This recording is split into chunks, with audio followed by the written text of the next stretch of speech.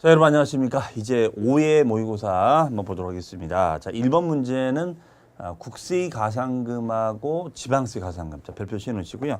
이 가산금 계산은 산정할 수가 있으셔야겠습니다.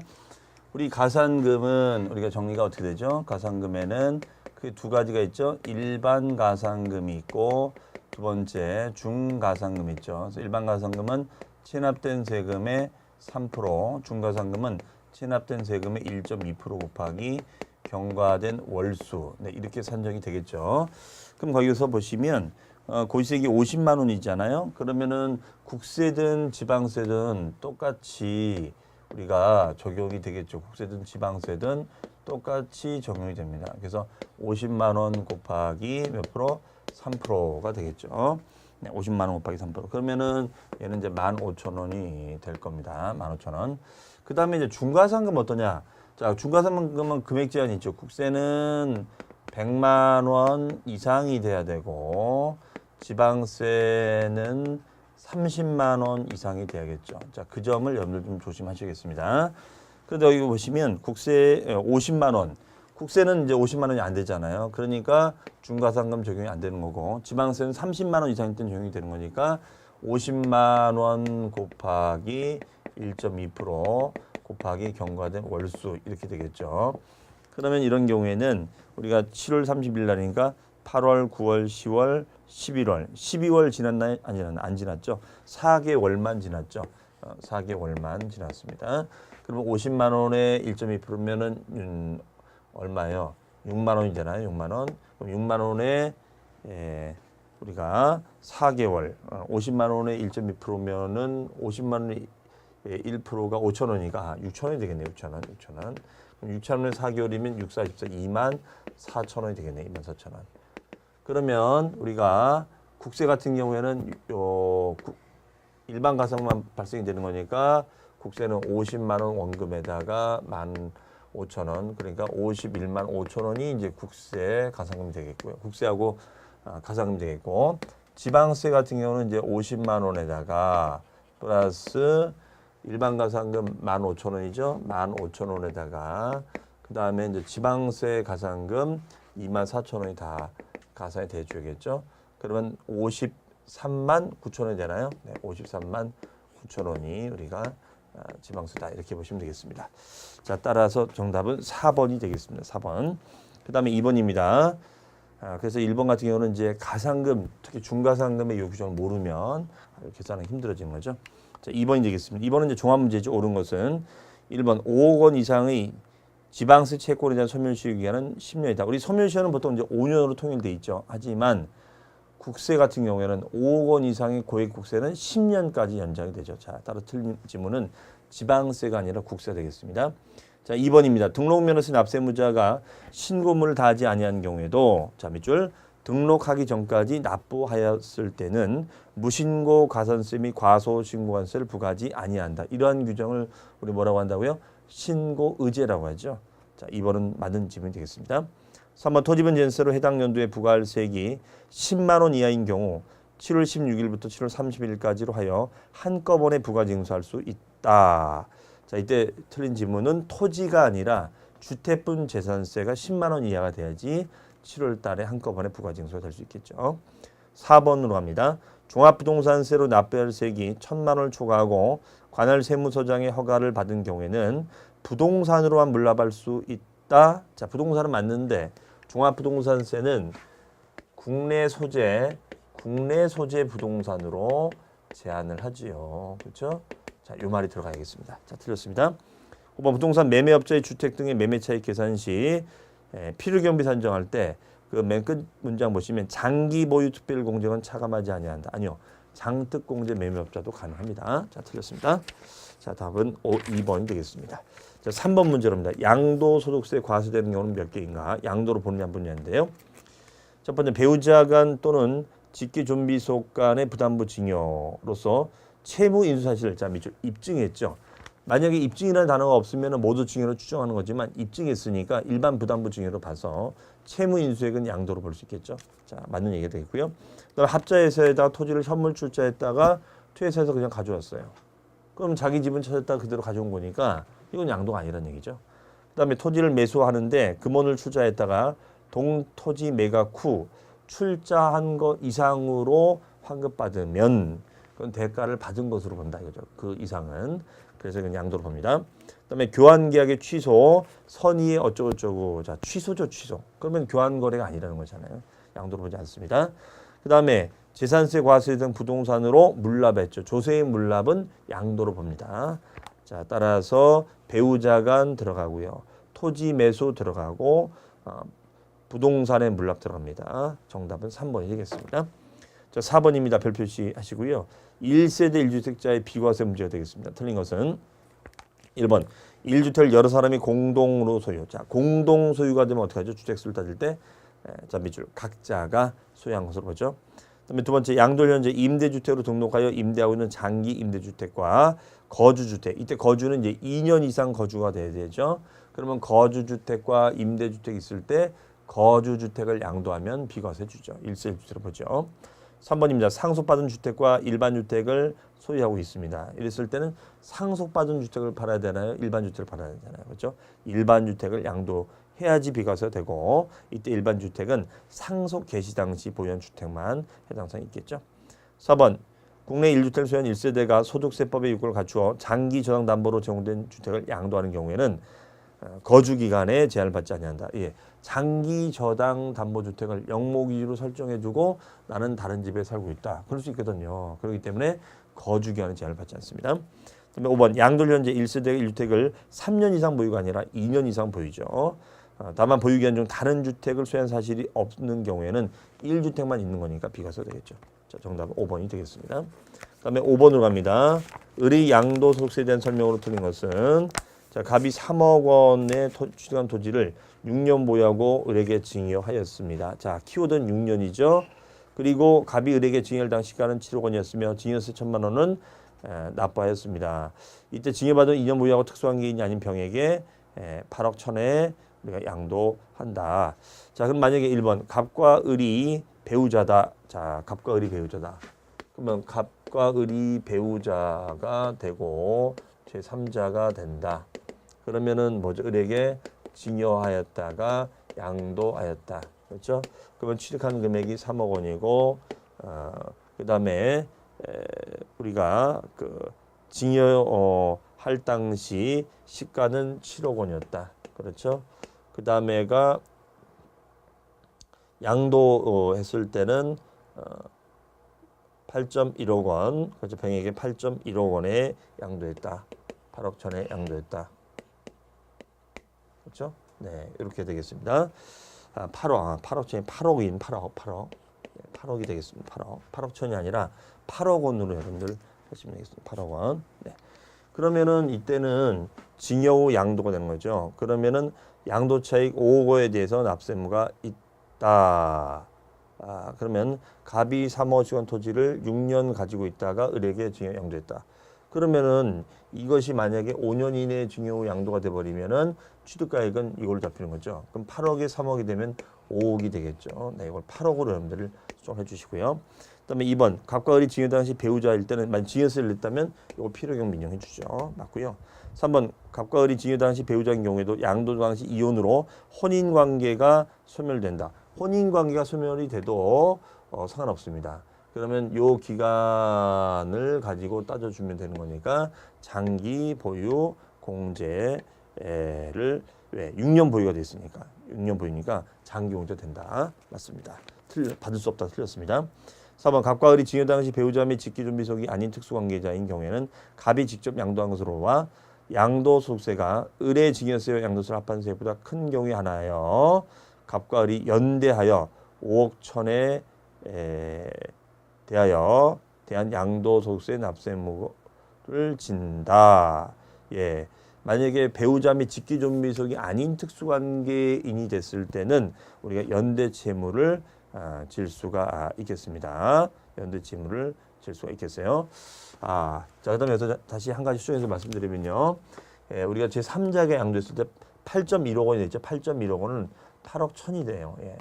8억 천 다시 수정해서 설명합니다.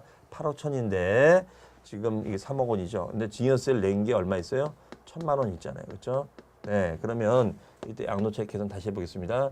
그럼 8억 1천만 원이 양도가액이 되는 것이고, 그 다음에가 취득가액이 이제 7억이 아니라 3억으로 보는 거죠. 그러면 3억.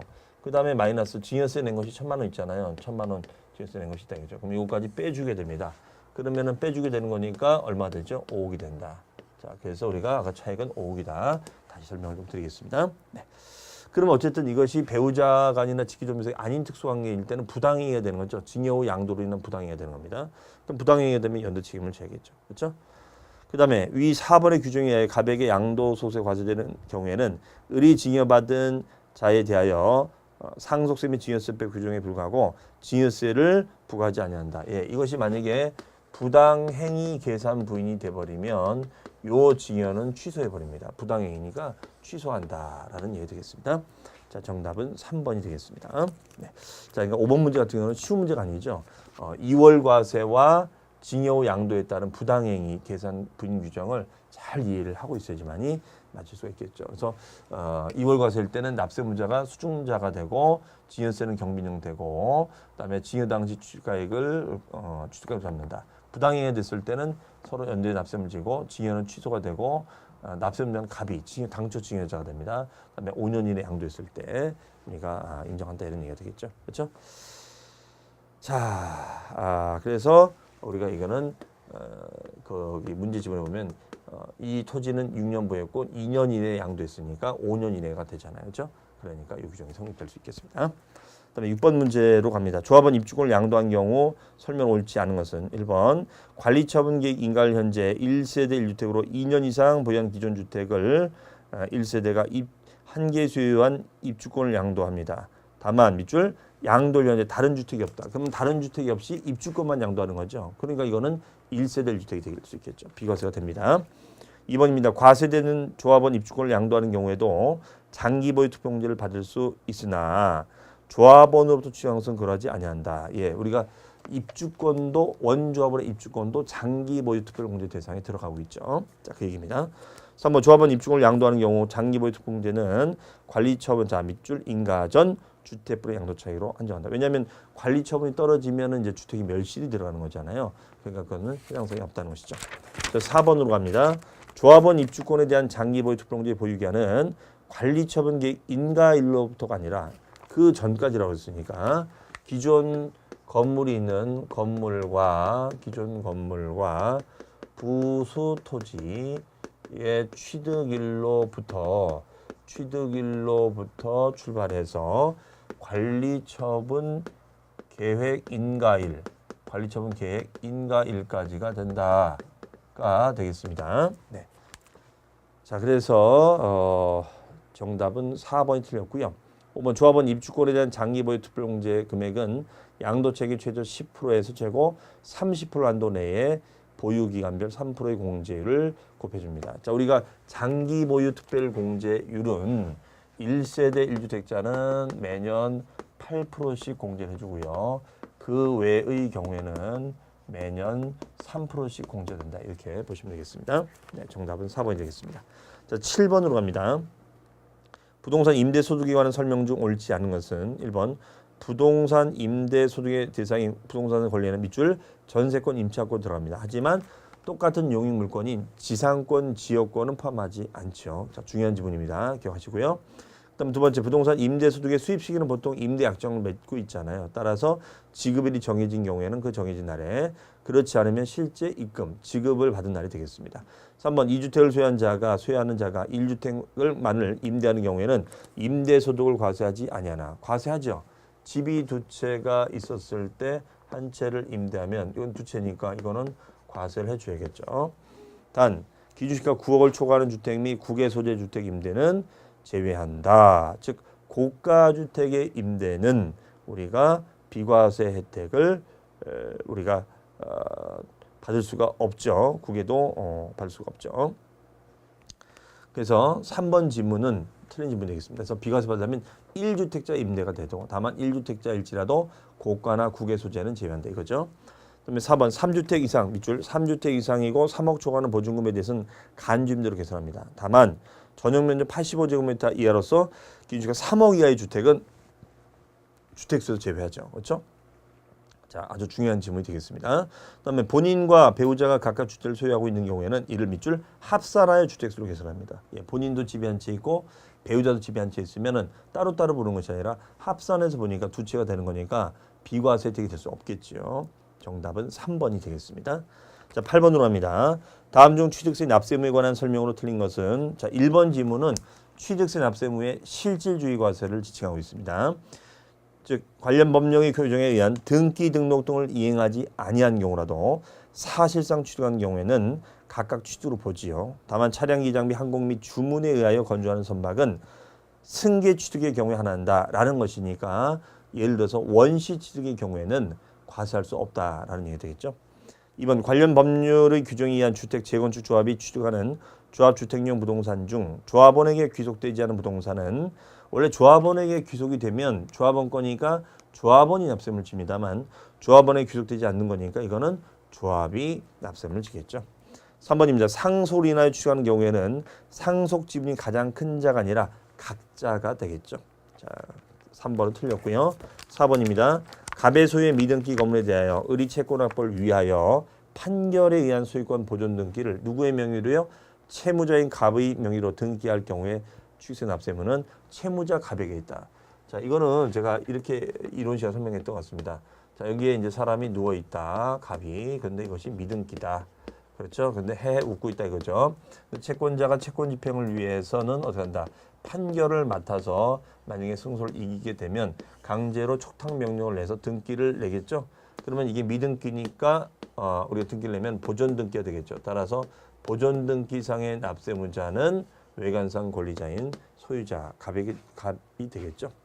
5번 건축물을 건축한 것에 있어서 임차인인 은행이 부착된 금고를 가설한 경우에도 건축물의 취득자가 함께 취득한 것으로 간주한다. 그렇죠. 여기 건물이 이렇게 있고 그 다음에 은행이 금고를 설치했다면 가설자인 은행이 되는 것이 아니라 건물의 부속시설물로 간주해서 납세금을 지운다가 되겠습니다.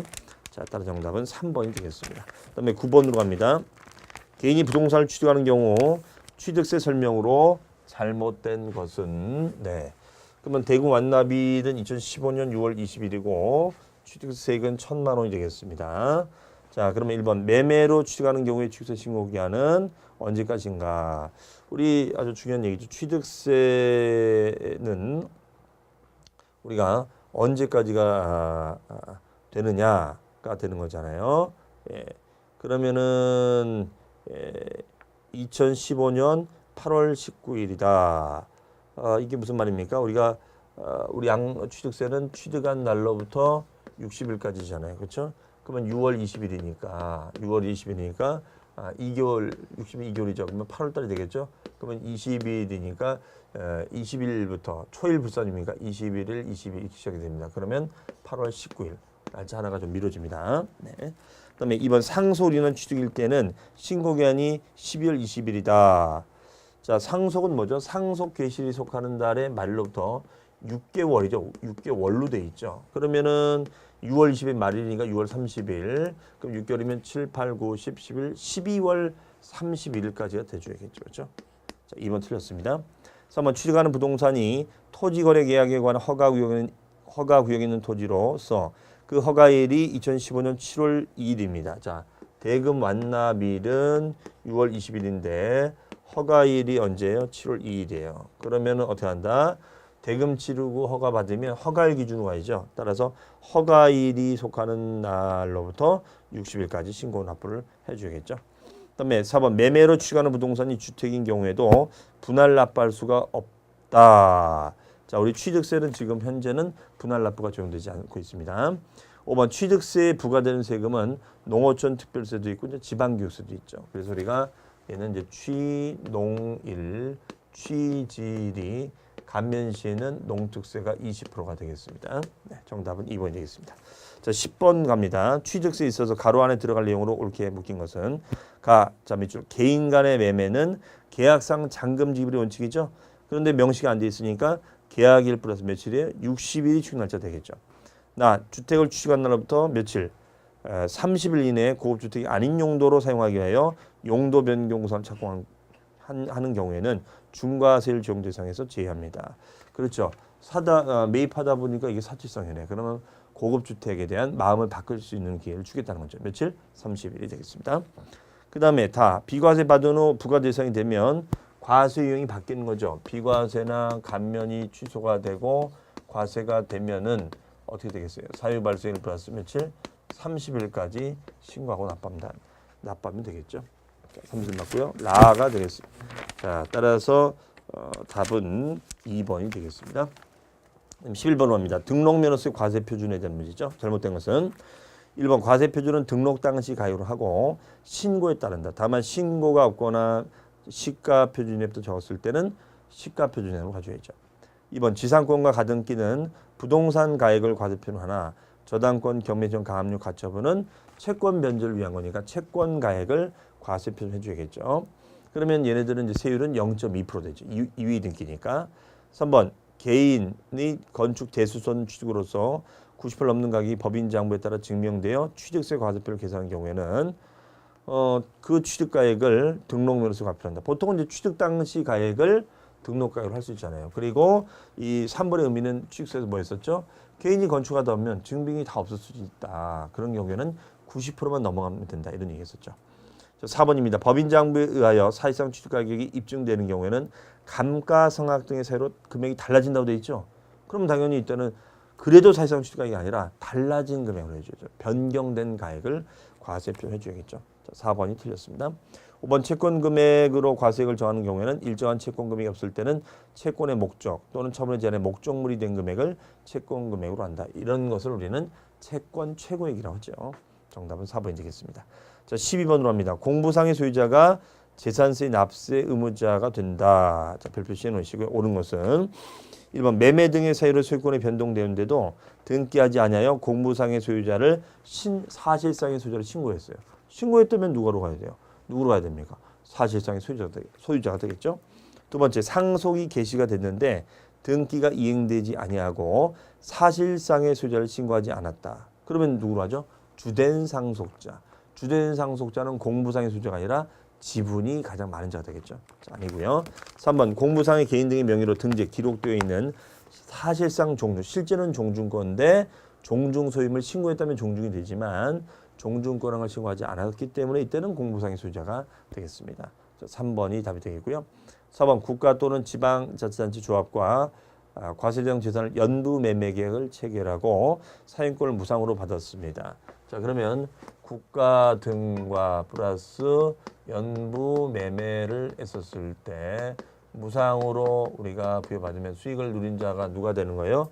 매수 계약자가 된다가 되겠습니다. 매수 계약자.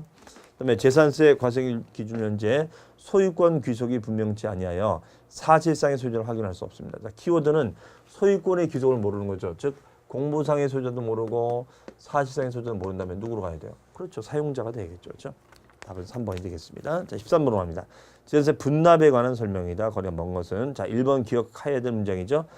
재산세 납부세액이 밑줄 500만 원 초과하면 분할 납부 기한은 45일까지죠. 그다음에 2번 동일 시군구별로 납부할 세액이 500만 원 초과 여부로 판단하되 초과 여부는 재산세액만을 기준으로 하고 밑줄 병기고지되는 지역자원시설세와 지방유세는 제외한다. 예, 부가세는 제외한다 이거죠. 3번 재산세 분납 대상에 해당할 경우에는 지방교육세도 함께 분납 처리한다. 예, 부과되는 세금이니까 같이 움직여요. 자, 정답은 4번인데요. 분납 대상에 해당할 경우 병기고지에는 밑줄 지역자원시설세도 함께 분납 처리되지 않습니다. 틀렸습니다. 5번 분납기한에 납부할 세액을 그 기한에 납부할 경우에는 그렇죠. 납부를 했으니까 가산금이 가산될 필요가 없겠죠. 정답은 4번이 되겠습니다. 14번으로 갑니다. 옳은 것은 1번 시군구를 달리하는 여러 곳에 토지 건축물 주택을 소유하는 경우에는 소유자의 주소지, 납세지가 주소지 아니요 소재지죠. 물건의 소재지 특광도에서 부과를 하겠습니다. 두 번째, 건축물의 과세 기준 현재 6월 현재 정당한 서의 없이 6개월 이상 공사가 중단됐습니다. 그럼 6개월 이상 공사가 중단이 되면 공사 중단 이건 더 이상 건물로서의 기능을 못하는 거잖아요. 그러니까 이건 아니다. 3번 같은 재산에 대해 둘 이상의 세율에 해당되는 그중에 평균 세율 아니요. 높은 세율이죠. 높은 세율 되겠습니다. 그다음 페이지 4번입니다. 재산세 과세 대상의 물건이 공무상 등재 기록 현황과 사실상 현황이 다른 경우에는 공무상의 등재 현황에 따라 재산세를 부과한다. 아니요. 공무상이 아니라 사실상 현황이 돼야죠. 5번 토지 건축물 및 주택에 대한 재산세 과세 표준은 시가 표준액의 법령에서 정하는 공정시장가액비를 곱하여 산정한다. 그러겠습니다. 우리가 토지나 건축물 같은 경우에는 시가 표준액에 대해서 곱하기 공정시장가액비율 70%, 주택은 몇 프로 되는 거죠? 주택은 60% 되겠죠. 자, 꼭 기억해 두셔야 될 질문이 되겠습니다. 자, 따라서 옳은 것은 5번이 되겠습니다. 자, 15번으로 합니다. 자, 15번은 그다지 뭐 출제비도 높은 건 아니지만 좀 체크할 사항 중에 하나가 되겠습니다. 지역자원시설세 같은 경우는 화재위험 건축물에 대해서는 우리가 2배, 3배 중과되는 것이 있습니다. 틀린 것은 1번 주거용이 아닌 11층 이상의 고층. 11층이니까 이거는 3배 중과가 되는 거고 4층에서 10층 이하 됐을 땐 2배 중과됩니다. 그 밖에 극장, 도매시장, 숙박시설 이렇게 화재 위험성 건물이니까 중과를 한다는 거 체크하시면 되겠습니다. 정답은 1번이 되겠습니다. 자, 마지막 16번 상당히 사례를 가지고 종합부동산세를 계산하는 문제 되겠습니다. 이런 문제가 나면 사실 만만치 않은 그런 문제죠. 분석을 다 해야 되니까요. 옳지 않은 것은요. 자, 남자 짝 1호. 어디서 많이 본 질문이죠. 우리 영화에서도 나오죠. 드라마에서도 10억 원 고가주택이고 거주 중이래요. 근데 여자 짝 2호는 임대 중이래요. 그럼 임대 중이면은 임대주택이니까 그렇죠? 예, 임대 중이다 이렇게 됐습니다. 이렇게 됐을 때 우리가 따져보자 이거죠. 그리고 2009년도 11월 30일 결혼했어요. 그럼 이게 어떤 얘기가 되는 거냐면 남자 짝 1호, 남자 1호, 여자 2호가 되겠죠. 그러면 혼인했을 때는 혼인한 날부터 5년간은 어떻게 본다? 각각 1세대로 본다. 그러면 1세대 1주택, 1세대 1주택이 된다. 이런 얘기 되겠죠. 그럼 남자 1호가 10억 원이니까 10억 원일 때는 어떻게 따져요? 1세대 1주택이니까 9억 초과해야지만 종부세 계산이 되겠죠. 근데 얘는 8억이잖아요. 그런데 임대 중인데 그 밑에 보니까 여자 짝 2호 비주택은 임대주택법상의 임대주택은 아니래요. 그러니까 얘는 배제가 되진 않는다고 돼 있죠. 그럼 배제 안 된다. 그럼 따져보자. 그럼 9억 넘었나요? 안 넘었죠. 근데 문제는. 그러니까 이거는 세금이 없는 거죠. 자, 이렇게 보시면 되겠습니다. 따라서 1번 2014년 남자 짝 1호의 종합부동산세 과세 표준은 8천만 원이다. 왜냐하면 초과금액이 1억이니까 1억 마이너스 어떻게 되겠습니까? 1억에다가 곱하기 80% 하면 되겠죠. 이게 바로 공정시장가액 비율이니까요. 그럼 얼마 나오죠? 8천만 원이 나오죠. 그 다음에 여자 짝 2호의 종합부동산세 과세 표준은 0이다. 예, 없죠. 넘지 않았으니까. 2번 2014년 남자 짝 1호는 종합부동산세액에서 주택분 과세 표준금액에 대하여 해당 과세 대상 주택의 주택분 재산세 부과된 세금을 공제하고 이거 왜 공제하는 거죠? 이중과세 방지. 그리고 산출된 세금의 20% 상당액을 보유기간별 세공제로 받을 수 있다. 자, 우리가 남자 짝 1호 2014년도니까 2009년도라고 했으니까요. 09년도라고 했으니까 보유기간이 09, 010, 09, 010, 011, 012, 13, 14. 5년 넘었네요. 그러면 이거 있잖아요. 5년 이상 10년 미만이 됐을 때는 몇 프로 공제? 20% 공제해 주는 것이 있죠. 자, 맞는 얘기 되겠습니다. 3번. 2014년 과세형 기준 현재 만약 남자 짝 1호의 주택이 소실 등으로 멸실되어 재건축한 주택인 경우로서 멸실된 주택으로 3년, 나대지 상태로 1년 5개월, 재건축한 주택으로 1년 보유했다면 보유기간별 세공제를 받을 수 없다. 예, 우리가 그 보유기간별 공제되려면 기본이 5년이잖아요. 그렇죠? 네, 그러면 주택 중에서도 1세대 1주택만 이 혜택이 있는 거죠. 그런데 주택이 된 경우에는 3년밖에 없잖아요. 그렇죠? 재건축한 주택 1년 해도 5년이 안 되죠. 받을 수 없는 것이 없다라고 우리가 돼 있는데 그러면 이것을 이제 따져봐야죠. 그럼 통산이 안 되면은 우리가 이제 받을 수가 없지만 통산이 가능하다면 이때는 우리가 이제 따져봐야죠. 그러면 재개발 전 소실 주택이 됐다가 멸실이 돼서 3년 보유했고 그 다음에 나대지가 1년 5개월 그 다음에 다시 재건축한 주택이 1년. 그러면 이거를 합산해주지 않으면은 얘는 안 되는 거예요. 5년이 돼야 되니까. 근데 이거는 다 재개발 아파트를 재건축한 아파트를 짓기 위한 것이니까 기간을 다 통산해 줍니다. 그럼 다 통산해 주면은 3년에 1년, 4년, 5년이 되겠죠. 즉 5년 5개월이 되겠죠. 그렇죠? 네, 5년. 그럼 5년 넘으니까 이거는 공제가 되겠죠. 그렇죠? 자, 그렇게 해서 가시면 되겠습니다. 네. 그래서 세액공제를 받을 수 없다가 아니라 받을 수 있습니다. 4번 2015년 남자짝 1호의 종합부동산세 과세표준은 3억 2천만 원이다. 왜냐하면은 15년도 지금 2009년도니까 10, 11, 12, 13, 14 5년 지났죠. 5년 이후가 돼버리면 이제 각각 1세대가 아니라 이제 합쳐서 봐야죠.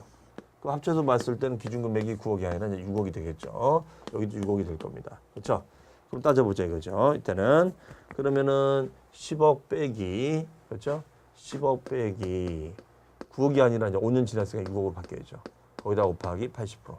그러면 10억이 6억은 4억이니까 4억에 80%면 3억 2천만 원이 되겠죠. 그렇죠? 네. 그 다음에가 이제 우리가 이제 여기 여자짝 2호는 8억 원이었었죠. 자, 8억 원에서 빼기 6억 곱하기 80% 해주면 되겠죠. 그러면 2억에 80%니까 28에 16, 1억 6천만 원이 되겠네요. 그렇죠? 1억 6천. 네. 자, 그래서 1호는 3억 2천, 2호는 1억 6천만 원이 되겠습니다.